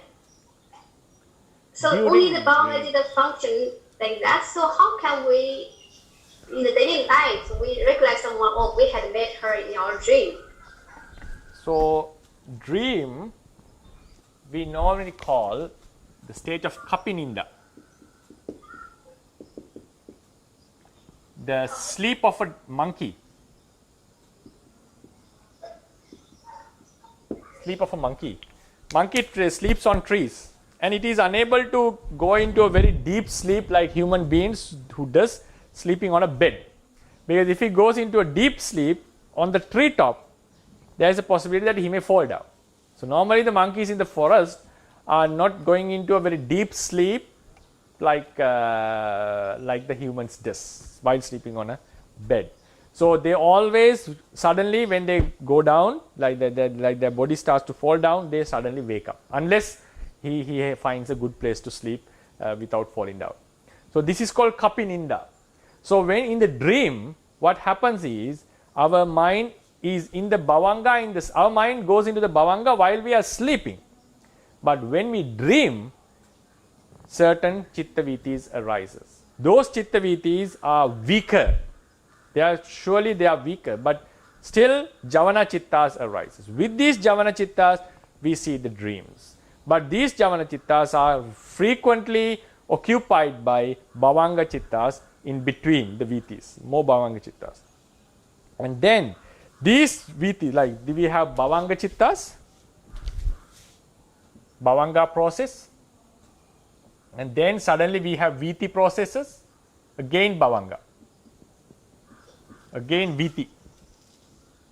So this happens in day-to-day life even. But if we are wake up, this bhavanga, even the bhavanga has a slight difference at that moment. Viti chittas are higher in power. So while we are sleeping also, the vitis arises. It's not only bhavanga. With bhavanga you see nothing. And day-to-day life also we have viti chittas, but they are distinctly different. There is a huge contrast. Contrast means I would say very obvious difference between them can be observed. These chittas, now for instance in the Vinaya, Buddha have laid a rule in the first Sanghadisesa. If such a fault happens while during the dream, that is not considered as an offense, because it was not in our own control. So how do we distinguish mainly the dreaming consciousness and the daily normal consciousness? Is we are unable to have control over it. We are unable to have a control over it. Even a disciplined or even conscious person, I am not talking about insane people, a conscious sane person, even a sane person is unable to have control over himself during this period. So there is no offenses were given while someone is dreaming. Only at this moment we are able to have a self-control. So therefore in dream we do have javana chittas, but they are hugely different from the javana chittas that we experience in day-to-day life. It's not that the bhavanga is only arising in dream. Okay, Bhante. Okay. So, You can search this Kapininda in the commentaries. You will be able to find. Okay. My second question is, for the Sukha Vipassaka Anagami person. Yeah. So how can they reborn in the Rupa Brahma? At that moment, what happened about them? I remember in our BA class, the time the Seattle said during that moment, there are some for Anagami, for the Sukha Anagami. So the Sukha Vipassaka Anagami, so there are some forces, their forces, they can make them to reborn in the Rupa Brahma. This forces is similar like the jhana factors. So I just want what kind of this that will make the Sukha Vipassaka to Anagami to reborn in the Rupa Brahma? It's a very tough question. Normally the commentators say, what the commentators' idea is, even a person who has no jhana but attains the Anagami state, the Sukha Vipassakas, because there is no possibility whatsoever for him to be born in the Kama realm, because the defilements have been removed. Defilements out of the Kama and the defilement is the foremost in terms of giving the rebirth. So therefore there is no possibility at all a Anagami is born in the Kama realm, right? But still he possesses the Kammas to be born in the Kama realm, because he has done a lot of good wholesome deeds in the past life. So he has the Kammas to be born, but the because there is no assistance from the defilements, he will not be born in the Kama realm. So therefore the biggest reason for the birth is the respective defilement. So therefore Anagami is not possible at all according to the Buddhist doctrine to be born in the Kama realm. But then the next problem is, can he get liberated fully? Because there is some subtle defilements left within him, which attracts himself to the Brahma realms. So he may not have a wish to be born in the Brahma realm, but inheritedly he has not got rid of this defilement. So what happens here comes a natural law we call Dhammata. We call it Dhammata, which is a natural law, because there is no possibility for him to be born in the Kama realm, and there is no possibility that he would get parinirvana, complete cessation, because still there is some defilement. So we come into a huge, I would not call it a dilemma. Now there should be some way for this phenomenon to happen. If he gets attained parinirvana, it means with remaining kilesas, the cessation, the suffering has been ceased. It's a big problem. Then if he is born in the Kama realm, without the defilements, he is born in the irrespective realm. So then you cannot guarantee why some person is not born after attaining parinirvana. So all these problems are there. So what the commentators have suggested that in such scenario, most of the cases, a Sukha Vipassaka Anagami would attain the jhana during his practice, during his life normally.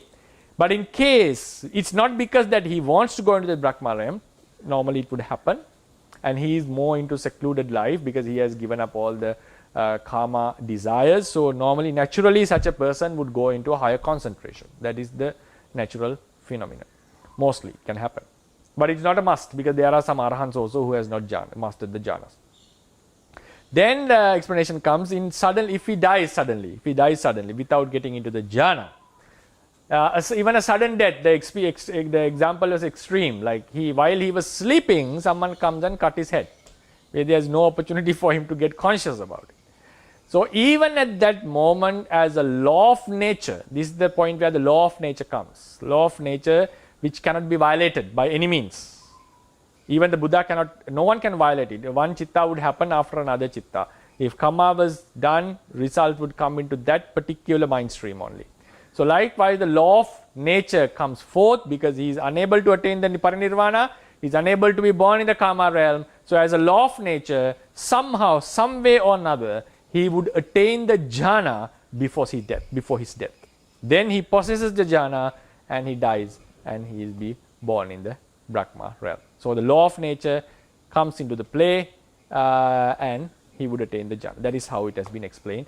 Because it was not just a superstitious explanation, because if you go into the fundamental teachings of the Buddha, you find that there is two impossibilities in two different extremes. Like if he dies without a jhana, he has to be born in the karma realm, but there is no possibility. Then if he is born, it violates the entire doctrine. One is born in a certain realm without the respective defilement. So then why can't someone be born without the defilements? Arahant can't be born in any sort of realm. So it violates the entire fundamental. Then can't he attain the parinirvana? Then what happens? A person with defilements has completely ceased the suffering. This also, then why it is necessary for us to attain Maggapala, because there is a possibility that we may be also, the suffering may be ceased. So then what happens? There are two extreme violations of the very basic fundamentals. So the Dhammata comes. So it's not a violation of the fundamentals of the teachings, because these fundamentals, according to the Theravadians, the fundamental means a natural law. These are natural laws, fundamental. So since the two natural laws are which are unable to be violated, so another natural law is that somehow he would get the jhanas and he will be born in the Brahma realm.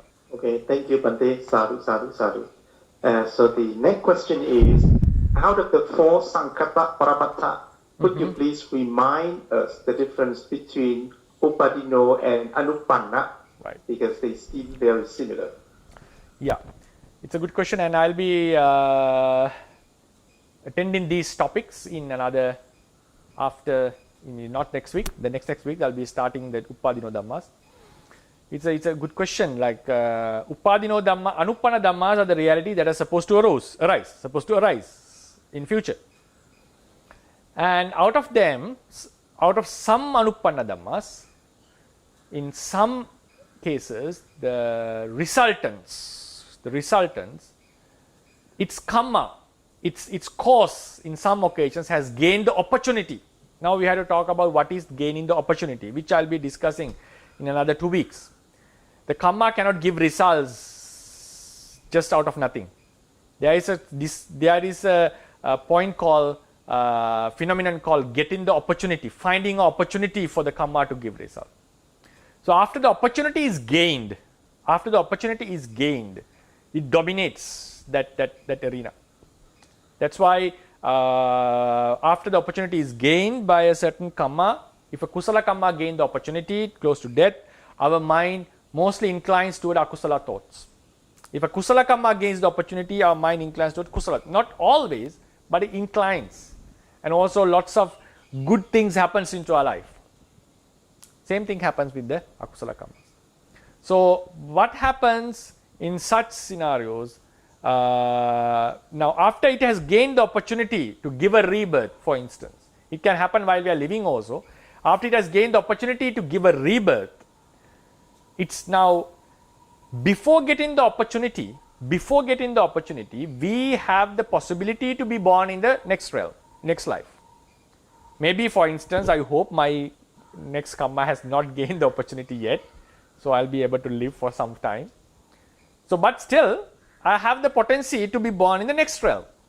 So, at this moment, my next rebirth, which is not decided yet, has not been decided yet, is Anupanna Dhamma. Because I have the possibility to be, those things are possible to arise.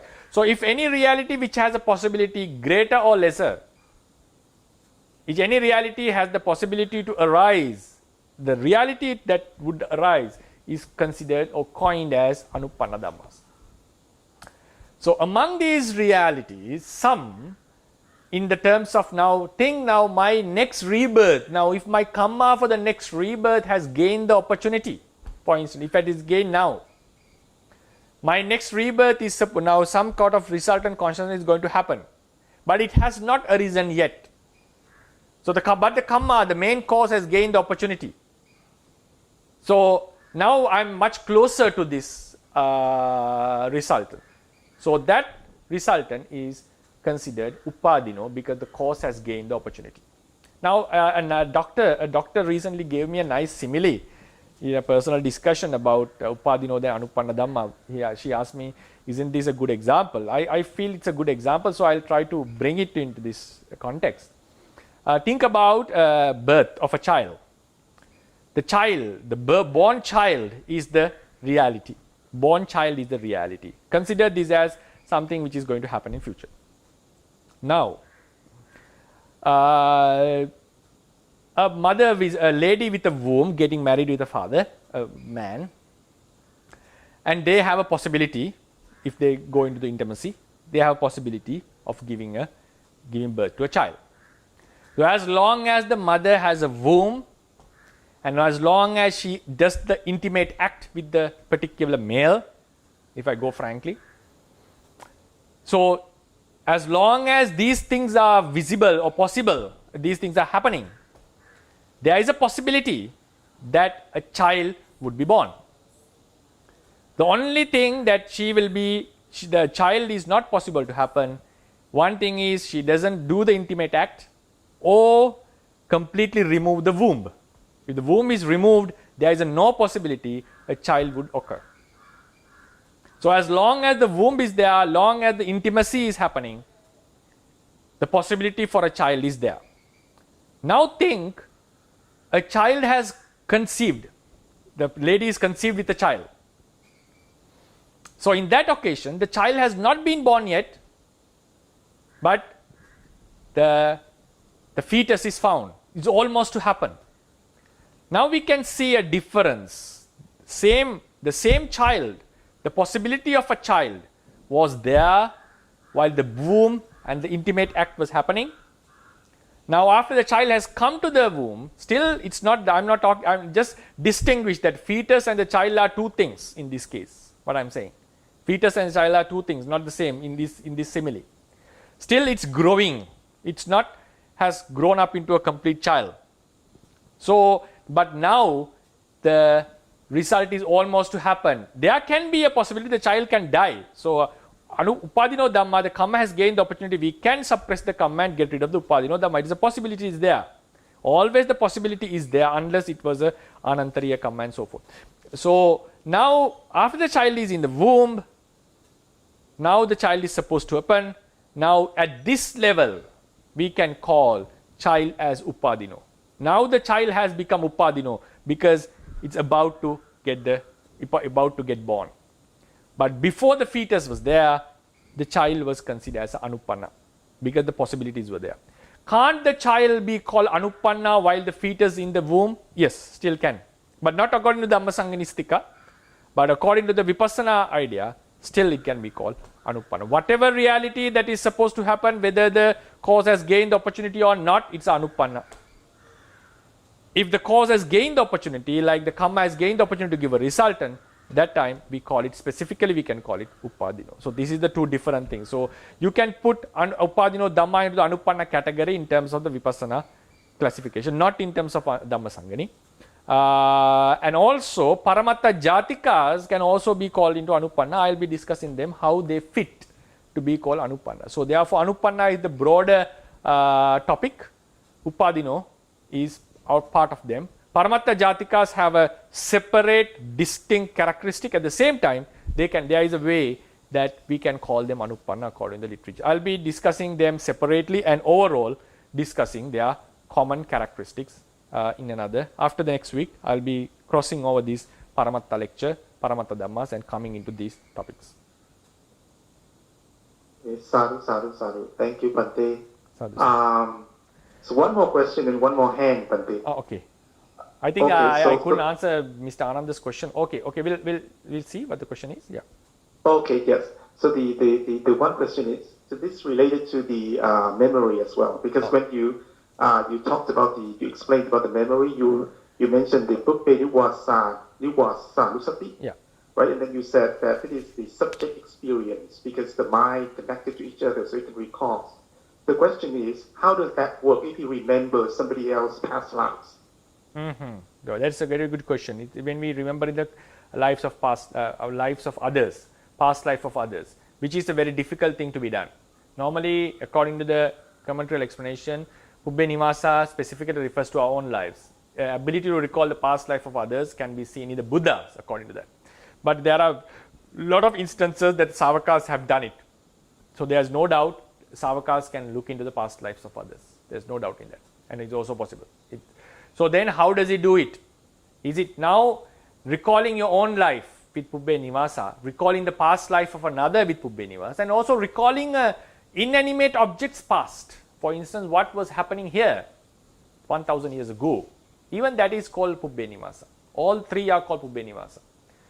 Recalling your own lives, recalling the past life of others, recalling inanimate objects, past of the inanimate objects, all are considered as Pubbenivasa. So, but they have different experiences. So when we recall our own past life, it's like recalling our own subjective experiences. But when we recall the other one's lives, there is two differences in it according to Nama and Rupa. If you recall the mind of someone for 7 days, it's still considered as Parachitta Vijanana. If you go beyond the 7 days, it's called Pubbenivasa. If you in terms of Rupa, if you are recalling the past Rupas from that moment, what was happening in his body, we normally term it as Pubbenivasa. So it is one way of distinguishing thing. But one sub-commentator has mentioned this. Then a question comes, he recalls the entire yesterday of a person, mind and matter both together, how do we call it? So normally we would call it Pubbenivasa. Anyway, that is one categorization we find in a sub-commentary. So anyway, we recall the past lives of others, past not only past lives, what was happening in this life in the previous times, both fall into this Pubbenivasa categorization. So what happened is, the experience is quite different. It's like now when we look into the other one's mind, we just go into his mind and observes. It's not like observing our own mind. It's just observing someone else's mind. So then based on that, he is able to recall what has happened in others. So therefore, when I say the subjective experience, recalling the subjective experience is only unique to for someone's own Pubbenivasa.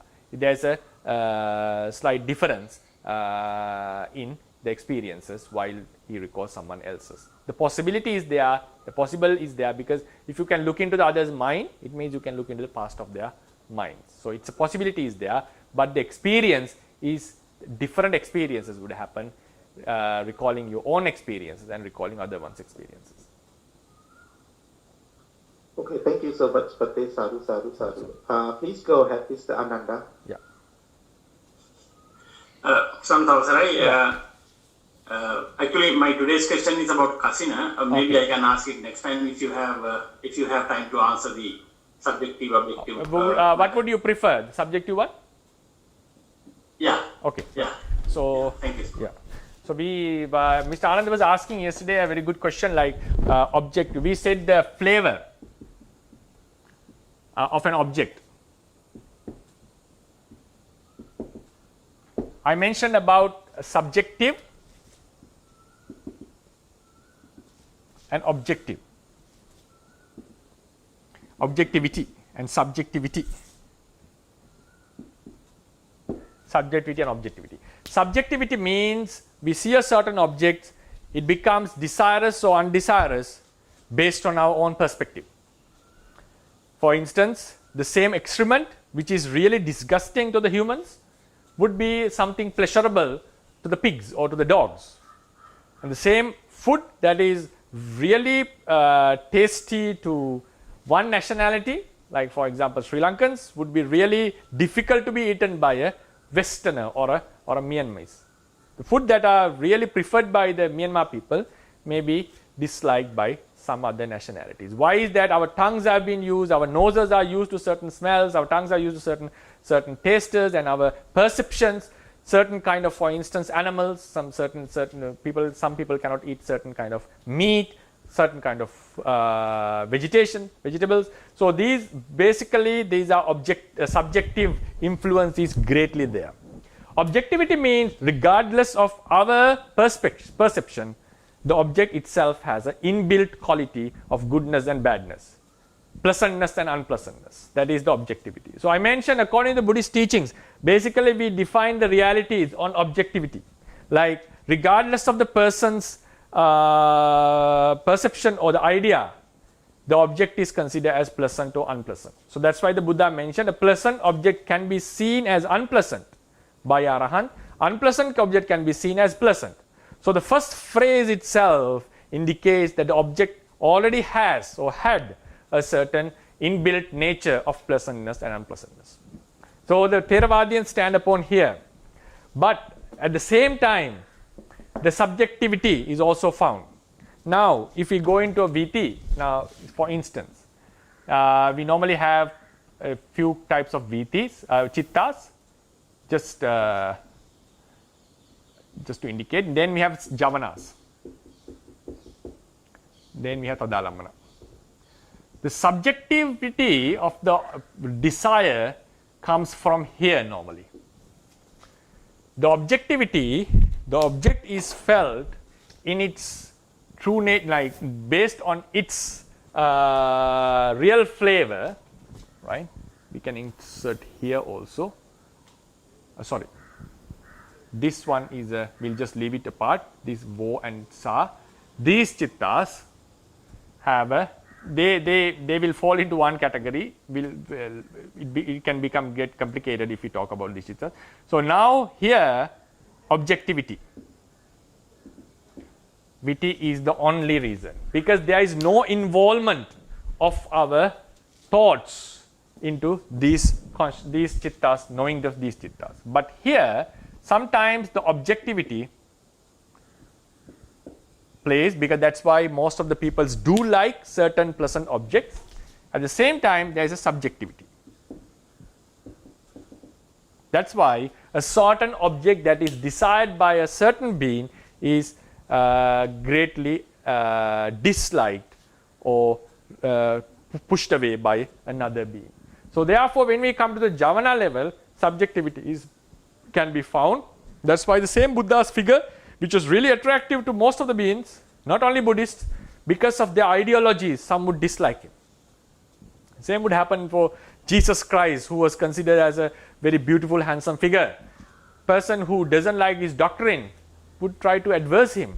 Like originally, naturally, he possessed a beautiful, attractive figure, which is attractive to any being, regardless of his faith. But if the faith comes forth, we would try to feel resentment towards it. So that is our subjective influence is found in the object. So objectivity means the object naturally possesses a certain inbuilt quality.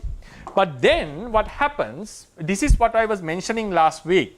But when we have to go, because Seale personally asked me, one Seale asked me a question and we had a discussion on this. So also, which I was unable to explain in that lecture, because because it came as a normal question, we were going into this level. But here even, we have another aspect of subjectivity.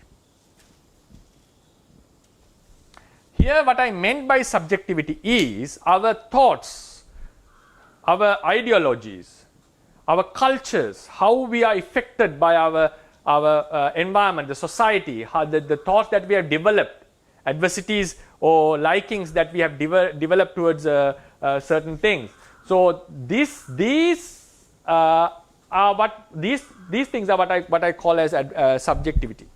But there is another type of a subjectivity. For instance, the same object, the same pleasant. Now we consider a cotton cloth. A cotton cloth. So the ultimate classification has come based on the human. That's why I explained that day. How to decide whether an object is objectively good or bad is decided by how the humans react upon it.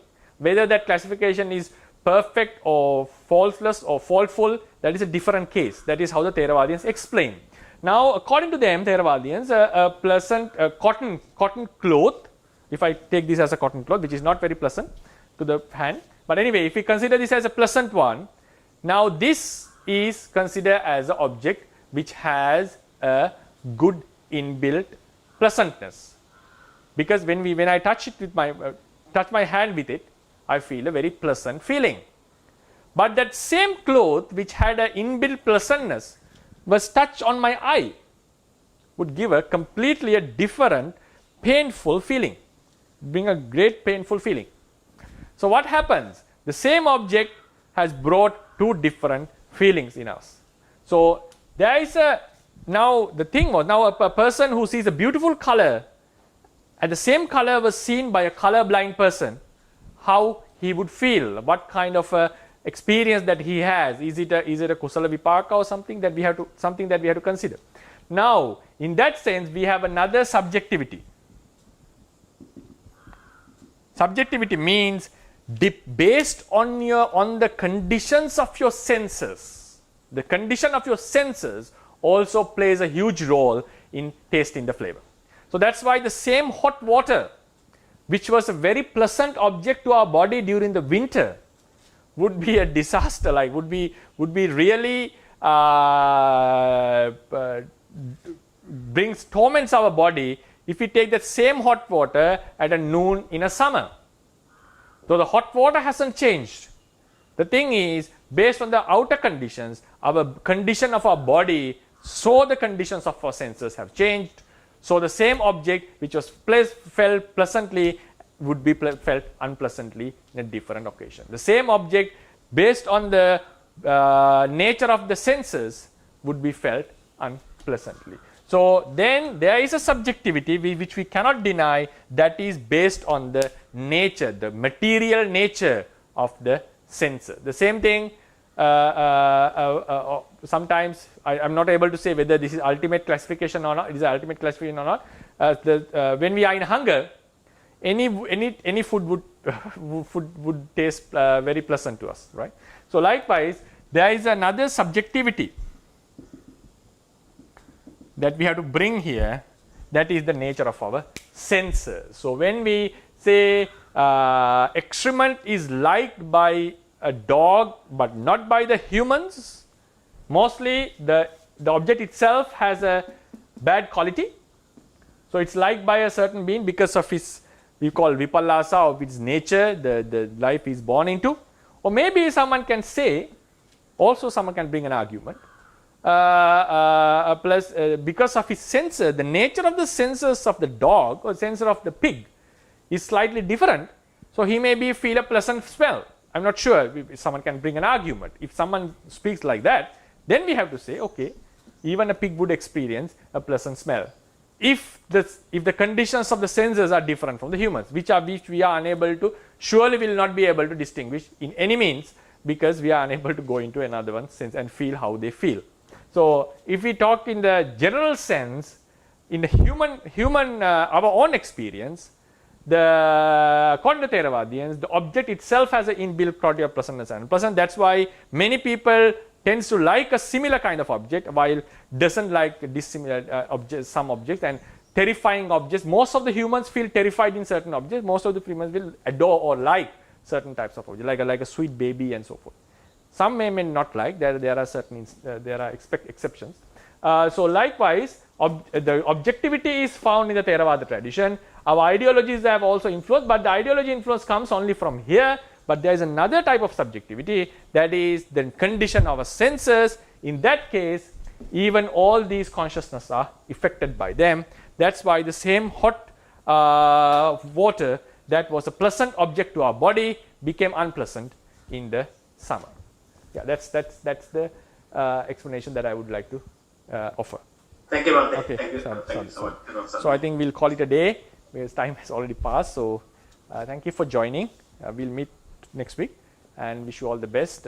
May this merit support us to attain the nirvana quickly, and also may the Buddha Sasana last long, facilitating this taste of experience, the taste of Dhamma. So Buddha Sasanang Chirantittatu, Buddha Sasanang Chirantittatu, Buddha Sasanang Chirantittatu, Sadhu, Sadhu, Sadhu.